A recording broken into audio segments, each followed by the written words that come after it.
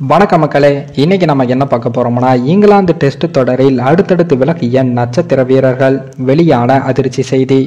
அதாவது இந்தியா மற்றும் இங்கிலாந்து அணிகளுக்கு இடையிலான 5 போட்டிகள் கொண்ட டெஸ்ட் கிரிக்கெட் தொடரானது தற்போது இந்தியாவில் நடைபெற்று வருகிறது. அதேபோல் இந்த தொடருக்கான முதல் 2 போட்டிகளுக்கான இந்திய அணி அறிவிக்கப்பட்ட போது அந்த அணியில் இடம்பெற்றிருந்த முன்னணி வீரரான நம்ம விராட் கோலி அவர்கள் தொடர் துவங்குவதற்கு சில நாட்களுக்கு முன்னதாக இருந்த வேளையில் அணியில் இருந்து வெளியேறினார்.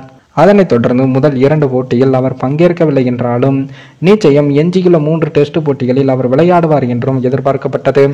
மேலும் விராட் கோலி வெளியேறிய போது பிசிசிஐ வெளியிட்ட அறிக்கையில் விராட் கோலி தனிப்பட்ட காரணங்களுக்காகத்தான் அணியிலிருந்து விலகியுள்ளார் என்றும் அவரது விலகல் குறித்து எந்த யூகங்களையும் வகுக்க வேண்டாம் என்றும் கேட்டுக்கொண்டிருந்தது.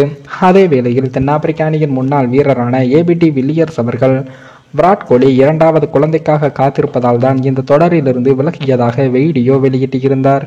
இந்த நிலையில் தான் இந்த தொடரின் எஞ்சியுள்ள 3 போட்டிகளுக்கும் விராட் கோலி அணிக்கு திரும்ப முடியாது என பிரபல தனியார் செய்தி நிறுவனம் ஒரு தகவலை வெளியிட்டுள்ளது. இது குறித்து அவர்கள் வெளியிட்டுள்ள அந்த பதிவில் என்ன சொல்லியிருக்காங்கன்னா, தற்போதைக்கு விராட் கோலி இந்திய அணிக்கு திரும்பும் நிலையில் இல்லை என்றும் ஏற்கனவே 2 போட்டிகளில் இருந்து விராட் கோலி விலகி இருந்த வேளையில் எஞ்சியுள்ள போட்டிகளுக்கான அணியில் இணையும் விருப்பத்தையும் அவர் இதுவரைக்கும் யாரிடமும் வெளிப்படுத்தவில்லை. அதோடு அவர் தற்போதுள்ள சூழலில் எங்கு இருக்கிறார் என்பது கூட பலருக்கு வாய்ப்பு இருக்காது.